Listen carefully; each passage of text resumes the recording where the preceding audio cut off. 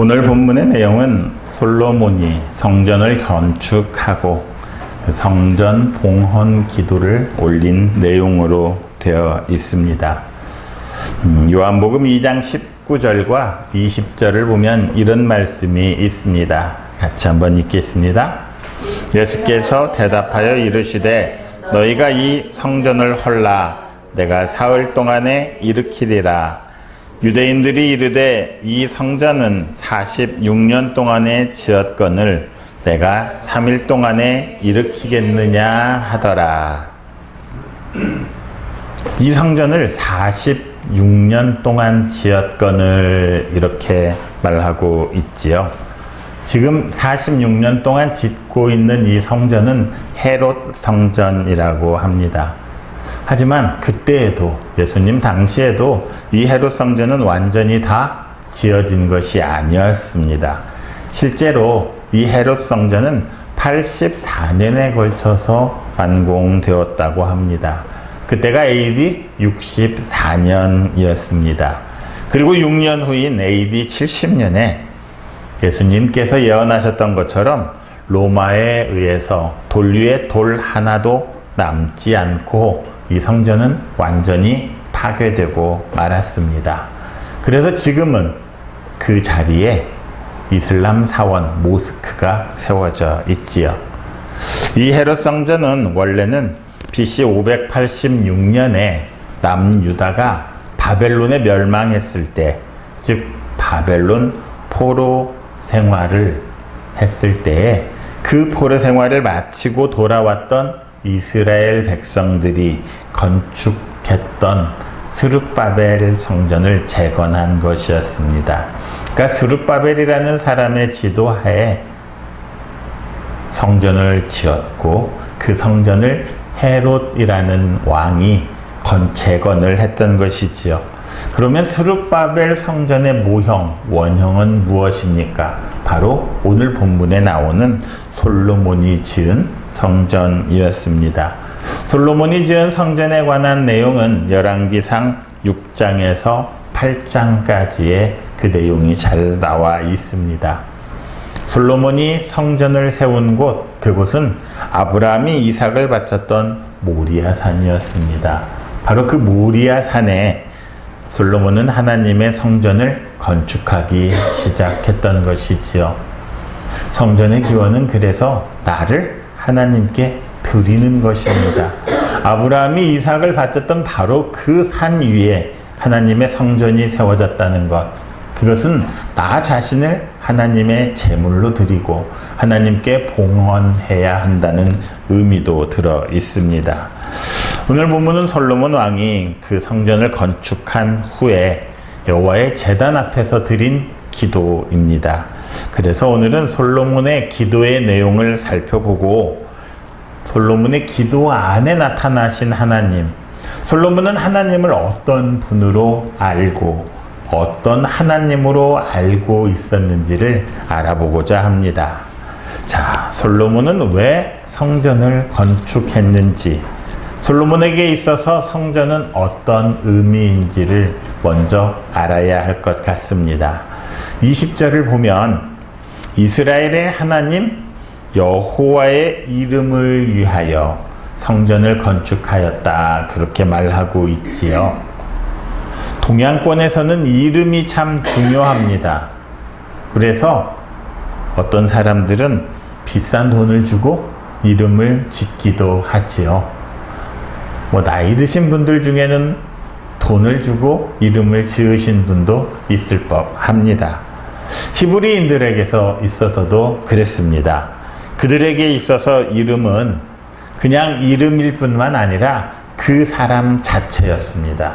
전 인격을 나타내는 거고 그 존재의 본질을 나타내는 거였지요.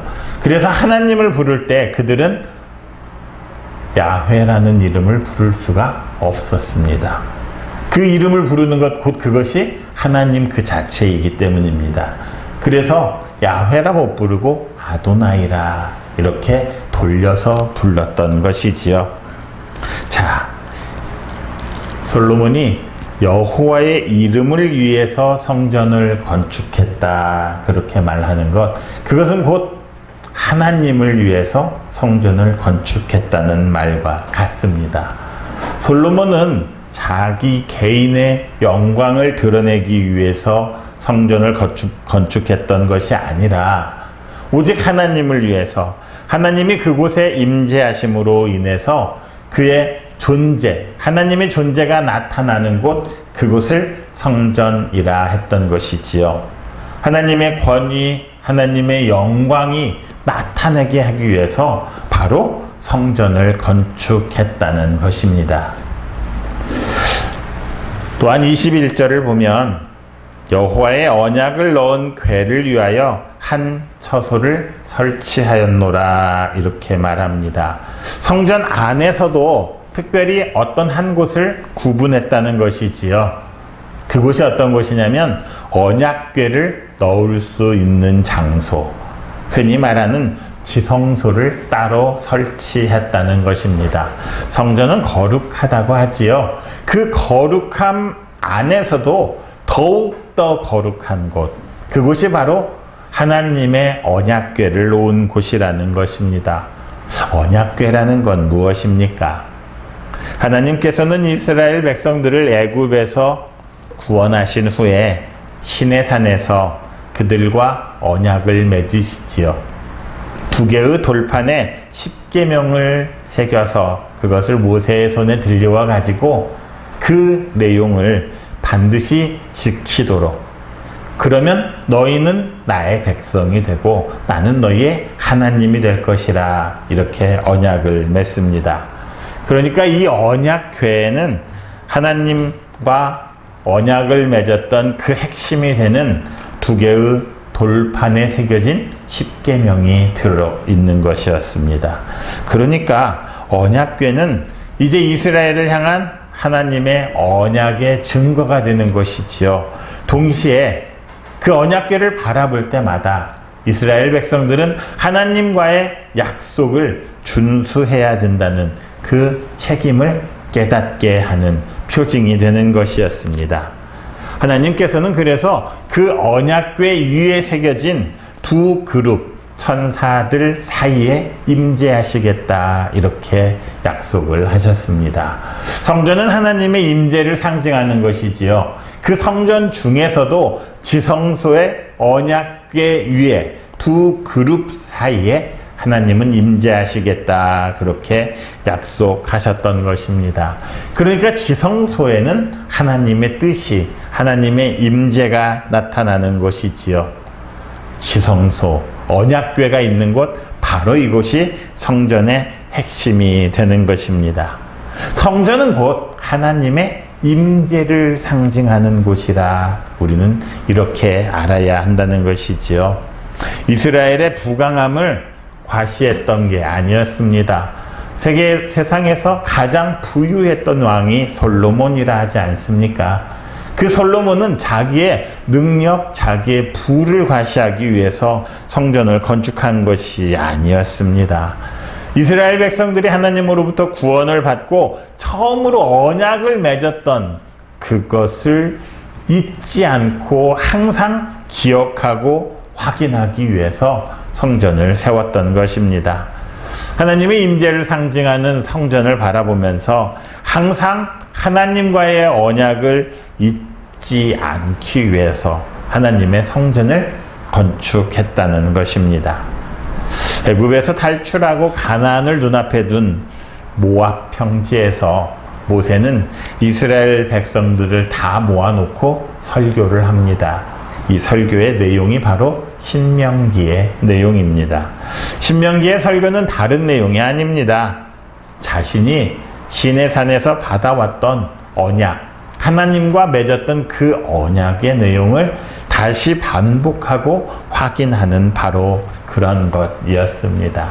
그러니까 이스라엘 백성들에게 중요한 건 하나님의 임재이고 그 임재를 상징하는 곳이 곧 성전이라 말하고 있습니다. 그 성전을 이어받은 것이 교회이지요. 그렇다면 교회는 그 교회의 건물이 얼마나 크고 화려한지, 건물의 크고 화려함을 자랑하는 곳이 아닙니다. 교회는 하나님의 임재가 있는 곳, 곧 하나님의 상징이 되어야 합니다. 그래서 그 교회 안에서 성도들은 항상 하나님과의 언약을 잊지 않고 새롭게 갱신해야만 하는 것이지요. 여러분은 왜 주일마다 교회에 찾아오십니까? 바로 하나님의 임재를 통해서 나와 맺은 하나님의 그 언약을 다시 되새기고 그 언약을 새롭게 하기 위해서 교회에 오는 곳입니다. 성도들에게 교회는 그런 곳이지요. 다른 어떠한 목적으로 교회가 사용되어서는 안 됩니다. 자, 교회가 참 소란스럽습니다. 혼란스럽기도 합니다. 왜 그렇습니까?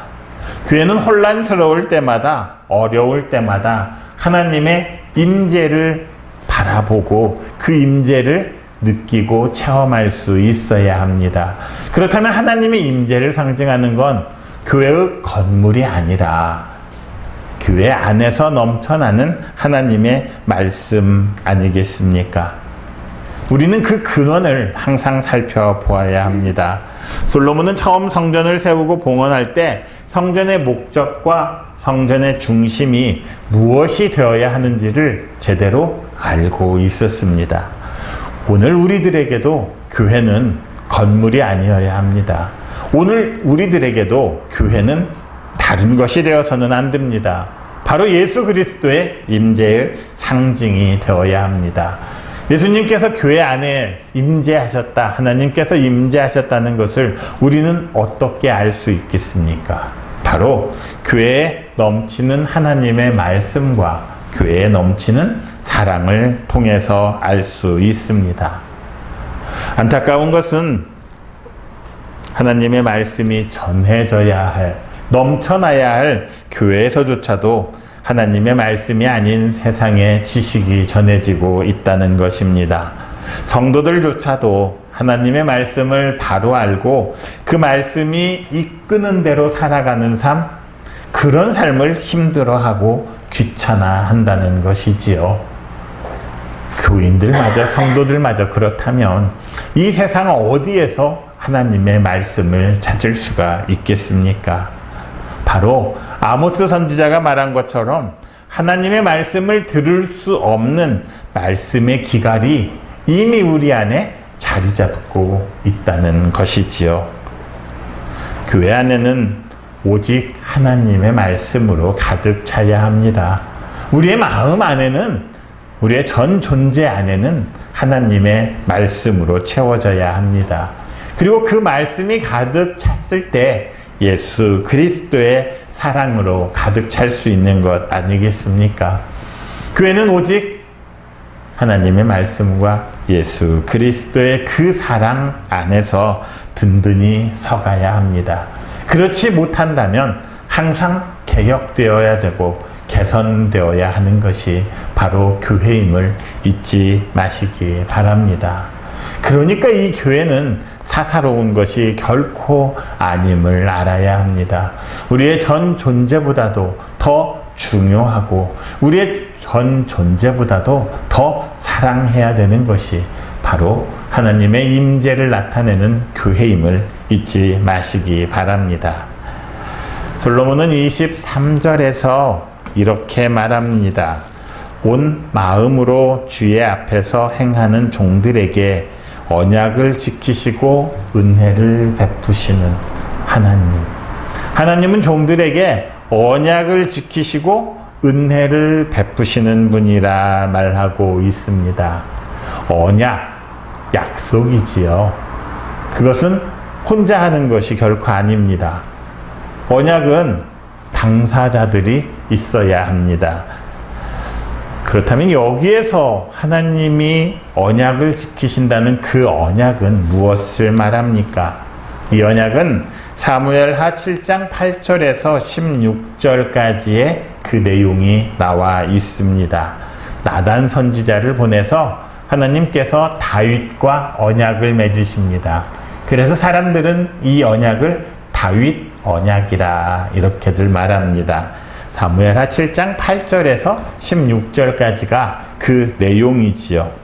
자, 내용이 길어서 그 중점적인 내용, 그 정리되는 내용을 보면 사무엘하 7장 12절과 13절이라 말할 수가 있습니다. 사무엘하 7장 12절과 13절 같이 한번 읽겠습니다. 읽습니다.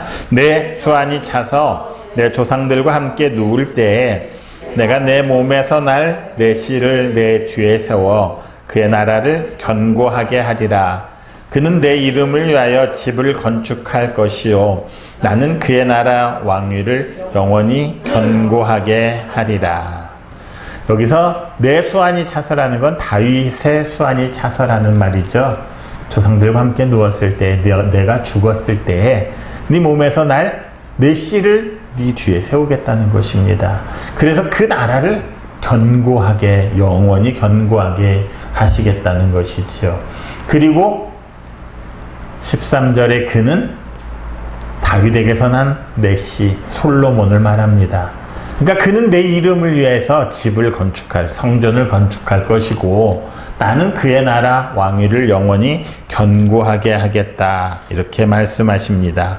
그러니까 두 가지를 약속하시는데 한 가지는 그가 내 이름을 위해서 집을 건축할 것이라는 것, 그리고 나는 그의 나라를 영원히 견고하게 하리라. 이 두 가지 내용이었습니다. 이 중에서 앞의 내용은 이제 솔로몬이 성전을 건축해서 봉헌함으로 인해서 성취가 되었지요. 그렇다면 뒤의 내용은 어떻습니까? 앞으로 성취되어야 할 내용입니다. 바로 이렇게 성취되어야 할 이 내용, 이것이 하나님의 은혜라 말하는 것이지요. 하나님의 은혜는 헤세드라고, 히브리어로 헤세드라 그렇게 말합니다. 자, 왜 앞으로 하나님이 베푸실 것이 은혜인지를 사무엘하 7장 14절과 15절은 이렇게 말합니다. 같이 읽겠습니다. 나는 그에게 아버지가 되고 그는 내게 아들이 되리니 그가 만일 죄를 범하면 내가 사람의 매와 인생의 채찍으로 징계하려니와 내가 내 앞에서 물러나게 한 사울에게서 내 은총을 빼앗은 것처럼 그에게서 빼앗지는 아니하리라. 이게 무슨 말입니까? 나는 나는 솔로몬에게 아버지가 되겠다는 것이지요. 그래서 징계, 사람의 매와 인생의 채찍으로 징계는 하겠지만 15절의 내용은 대단합니다. 사울에게서는 은총을 빼앗아 갔지만 솔로몬에게서는 결코 그 은총을 빼앗지는 않겠다는 것입니다. 솔로몬이 범죄를 저지르면 사람의 매와 인생의 채찍으로 징계는 하겠지만 완전히 그 헤세드 은총을 거두지는 않겠다고 약속하셨던 것입니다. 바로 이것이 은혜이지요. 하나님의 은총을 거두지 않겠다고 약속하신 바로 이것이 은총입니다. 그래서 우리는 솔로몬이 하나님을 어떤 하나님으로 받아들였는지를 좀 알아야 할 것 같습니다. 23절에서는 솔로몬이 하나님을 부를 때 이렇게 부릅니다. 같이 한번 읽겠습니다. 이스라엘의 하나님 여호와여, 위로 하늘과 아래로 땅에 주와 같은 신이 없나이다. 아주 중요한 말입니다. 이 말은 하나님이 어떤 분이신지를 솔로몬이 자기가 느낀 하나님을 그대로 표현한 것이지요. 그런데 여기에는 하나님의 두 가지 특성이 아주 잘 나타나 있습니다. 첫 번째는 주와 같은 신이 없다는 것입니다. 하나님은 유일무이하신 신이라는 겁니다. 절대 둘이 될 수 없는 유일한 신이라는 것이지요. 이 23절 말씀이 개역되기 전의 성경에서는 어떻게 말했냐면 상천하지에 주와 같은 신이 없나이다 이렇게 말했습니다. 상천하지에, 상천하지라는 건 무슨 말입니까? 하늘과 땅뿐 아니라 상천, 하늘 위에도 하지, 땅 아래에도 주와 같은 분은 없다는 것이지요. 주와 같은 신은 없다는 것입니다. 이 말을 우리가 오해하면 하나님과 다른 신들과 비교를 해서 하나님 당신은 그들보다 더 힘이 세고 상대적으로 뛰어나신 분입니다, 이렇게 생각할 수 있습니다. 다른 어떤 신들보다 힘이 더 세십니다, 이렇게 볼 수 있습니다. 그런데 주와 같은 신이 없다는 것은 하나님 당신만이 유일하신 신이십니다, 이런 뜻입니다. 세상의 많은 신들을 절대 인정할 수 없다는 것이지요. 신은 오직 하나님 한 분뿐이시라는 것입니다. 아니, 그들은 신이 아니고 이 세상에서 신은 하나님밖에 없다, 다른 신은 존재하지 않는다, 이렇게 솔로몬은 말하고 있는 것입니다. 그런데 사람들은 이렇게 유일하신 하나님의 그 자리에 다른 어떤 것을 대신하지요.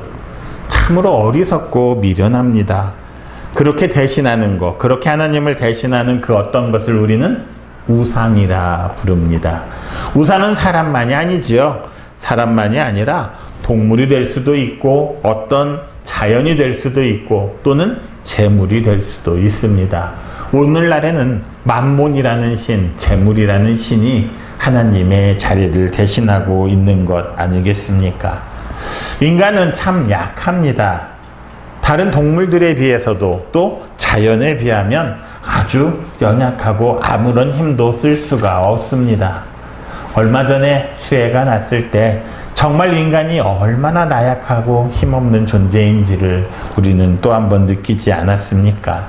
그러다 보니 조금만 자기보다 힘이 센 것들이 있으면 그것들을 신격화합니다. 숭배합니다. 요즘 유행하는 말로 추앙하는 거지요. 거기에 매달려서 그것들이 자신을 구해줄 수 있다고 생각합니다. 게다가 인간이 나약하다는 건 힘이 약할 뿐만 아니라 의지도 약하고 믿음도 부족하다는 말도 됩니다. 자기보다 조금만 더 센 것들이 있으면 이것이 세다고 생각했는데 이것보다 더 센 것이 있으면 의리도 없이 뒤도 돌아보지 않고 그리 옮겨 타는 것 아닙니까? 이리저리로 옮겨가는데 조금도 주저함이 없습니다. 그래서 우상들을 계속해서 바꿔 나가는 것이지요. 그렇다면 우상의 실체는 무엇입니까? 시편 115편 4절에서 8절까지는 이렇게 말합니다. 같이 한번 읽겠습니다. 그들의 우상들은 은과 금이요 사람이 손으로 만든 것이라.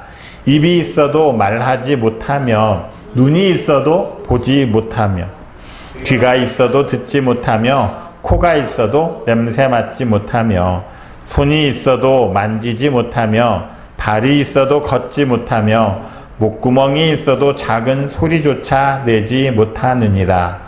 우상들을 만드는 자들과 그것을 의지하는 자들이 다 그와 같으리로다. 우상이라 하였지만 그 우상들은 걸어 다닐 수도 없지 않습니까? 우리나라도 천하대장군, 지하여장군, 당산나무 이런 것들을 다 섬기고 신처럼 받들었죠. 그런데 그것들은 제 발로 걷지도 못하는 것들입니다. 그것들이 움직이려면 사람이 들어서 옮겨놔야 하는 그런 게 우상 아닙니까? 그것들을 믿는다는 거 참 어리석은 일이지요. 그래서 사무엘하 7장 22절은 이렇게 말합니다. 같이 읽겠습니다. 그런즉 주 여호와여, 이러므로 주는 위대하시니 이는 우리 귀로 들은 대로는 주와 같은 이가 없고 주 외에는 신이 없음이니이다. 주와 같은 이가 없다는 것, 그것은 주밖에는 신이 없다는 고백임을 아시기를 바랍니다. 다른 어떠한 것들보다 조금 더 낫다가 아니라 오직 우리 하나님만이 유일하신 신이라는, 그래서 하나님이 유일무이하시다는 것은 이 세상에 참신은 하나님밖에 없다는 말임을 기억하시기 바랍니다. 다음으로 하나님의 성질, 하나님은 어떤 분이십니까? 하나님은 이 세상 어디에도 존재하지 않는 곳이 없는 분이십니다. 하늘과 땅뿐 아니라 하늘 위에도 땅 아래에도 주님이 계시지 않은 곳이 없다, 이렇게 말하고 있는 것이지요. 현대 기술은 이런 것을 유비쿼터스라 표현을 합니다. 우리 한문으로는 무소부재하신이라고 말하고 있지요. 하늘에도 계시고 땅에도 계시고 하늘 위에도 계시고 땅 위에도 계신다는 것입니다. 히브리 사람들의 세계관에서 하늘과 땅, 하늘 위와 땅 아래는 이 전 우주를 포함하는 포괄적인 개념입니다. 모든 공간을 그렇게 표현을 했던 것이지요. 자, 이 내용을 시편 기자는 시편 139편 7절에서 10절까지의 말씀을 통해서 이렇게 표현을 합니다. 같이 읽겠습니다. 내가 주의 영을 떠나 어디로 가며 주의 앞에서 어디로 피하리이까? 내가 하늘에 올라갈지라도 거기 계시며 스올에 내 자리를 펼지라도 거기 계시나이다. 내가 새벽 날개를 치며 바다 끝에 가서 거주할지라도 거기서도 주의 손이 나를 인도하시며 주의 오른손이 나를 붙드시리이다. 그러니 내가 어디로 가서 주의 영을 피할 수 있고 주를 만나지 않는 곳이 있겠습니까? 이렇게 말하고 있습니다. 하늘 위에도 곧 천국에도 하나님이 계시고 하늘 아래 스올, 지옥에도 하나님이 계시며 바다 끝에 가서 이제는 피했겠지 했는데 하나님은 거기서도 계신다는 것이지요. 자, 그 말은 무슨 말입니까? 하나님은 모든 곳에 존재하시는 무소부재하신 하나님이라는 것입니다. 그런데 이 말을 너무 많이 들어서일까요? 우리는 특별히 이 말을 부정하지도 않지만 그렇다고 특별한 감흥을 가지고 감동을 가지고 받아들이지도 않습니다. 그냥 그런갑다 하고 넘어가고 맙니다. 그러나 이 말씀은 시편 기자가 말하고 있듯이 내가 어디를 가더라도 하나님은 그곳에서 나를 인도하시고 나를 붙드시고 나와 함께 하신다고 말하고 있는 것입니다. 시편 기자는 그것을 느꼈다는 것이지요. 어려운 환난 속에서도 그는 하나님을 느꼈습니다. 내가 기쁘고 즐거운 곳에서도 하나님을 느꼈다는 것입니다. 왜냐하면 이 세상을 다스리시는 유일무이하신 하나님이시기 때문에 그분이 계시지 않는 곳은 어디에도 없다라는 것을 우리가 알아야 합니다. 그래서 우리가 어디를 가든지 임마누엘의 하나님이 나와 함께 하신다는 것을 기억해야 하지 않겠습니까? 간혹 우리가 살다 보면 하나님이 계시지 않는 것처럼 느껴지는 것, 그것은 내가 연약하고 내가 부족해서 느끼지 못함을 알아야 합니다. 하나님은 계시지 않는 곳이 없습니다. 그런데 우리는 하나님을 정말로 나의 삶의 모든 자리에서 하나님이 계신다고 인정하면서 살아가고 있는지 한 번쯤은 돌아봐야 할 것 같습니다. 혹여 나는 하나님은 어떤 곳에만 존재하시는 분으로 그분을 굉장히 제한하고 한정하고 작은 하나님으로 만들고 있는 것은 아닌지 생각해 봐야 합니다. 오늘날 교회 안에는 성도라 하면서도 그리스도인이라 하면서도 하나님을 교회 안에만 계시는 분으로 스스로 제한하고 살아가는 사람들이 얼마나 많은지 모르겠습니다. 그들에게 있어서 하나님은 교회 안에서만 계십니다. 교회 안에서는 그래서 마치 하나님의 사람처럼 그렇게 살아가지만 교회 밖에서는 하나님이 없는 것처럼 살아가는 사람들도 참 많지 않습니까? 그러니 우리가 세상으로부터 손가락질을 당하는 것 아니겠습니까? 하나님은 교회 안에만 계시는 분이 아니라 이 세상 어디에나 계시는 분이십니다. 그것을 인정하고 내 삶이 하나님 앞에서 드려질 수 있어야 하지 않겠습니까? 과연 교회 안이 아닌 교회 밖의 삶을 하나님이 받아주실 수 있을지, 연락해 주실 수 있을지 돌아보는 우리들이 되어야 할 것 같습니다. 그렇다면 우리는 어떻게 해야 합니까? 어떻게 해야 참 신이신 하나님을 믿는 참다운 성도들, 그런 사람으로 살아갈 수가 있는 것입니까? 우리는 우리의 모든 삶 속에서 유일무이하신 하나님, 무소부재하신 하나님을 인정해야 합니다. 그리고 그 하나님이 다스리심을 믿고 살아가야 하는 것입니다. 우리 믿음의 선진들은 어떻게 살았습니까? 그들은 항상 하나님 앞에서 살아가는 존재라는 코람데오의 삶을 살아갔었지요. 교회 안에서만 하나님의 임재를 경험하고 인정하는 것이 아니라 모든 삶의 영역에서 하나님이 기뻐하시는 삶, 하나님이 받으시기에 합당한 삶을 살아갔습니다. 그래서 로마서 12장 1절은 우리가 드려야 할 합당한 예배, 그것이 바로 나를 거룩한 산 제물로 드려야 한다, 이렇게 말하고 있지 않습니까? 유일무이하시고 무소부재하신 하나님, 그분이 바로 우리 하나님임을 굳게 믿고 오직 그분만을 바라보는 그런 삶을 살아가야 할 것입니다. 시편 123편 2절은 이렇게 말합니다. 같이 한번 읽겠습니다. 상전의 손을 바라보는 종들의 눈같이, 여주인의 손을 바라보는 여종의 눈같이 우리의 눈이 여호와 우리 하나님을 바라보며 우리에게 은혜 베풀어 주시기를 기다리나이다. 이 한 주간 우리의 눈을 들어 오직 하나님만을 바라보시기 바랍니다. 상전의 손을 바라보는 종들의 눈, 여주인의 손을 바라보는 여종의 눈은 얼마나 간절했겠습니까? 얼마나 원하고 바라는 눈이었겠습니까? 우리 또한 그런 마음으로 오직 하나님께서 우리에게 은혜 베풀어 주시기를 기다리는 여러분 모두가 되시기를 그리스도이신 예수님의 이름으로 축원합니다.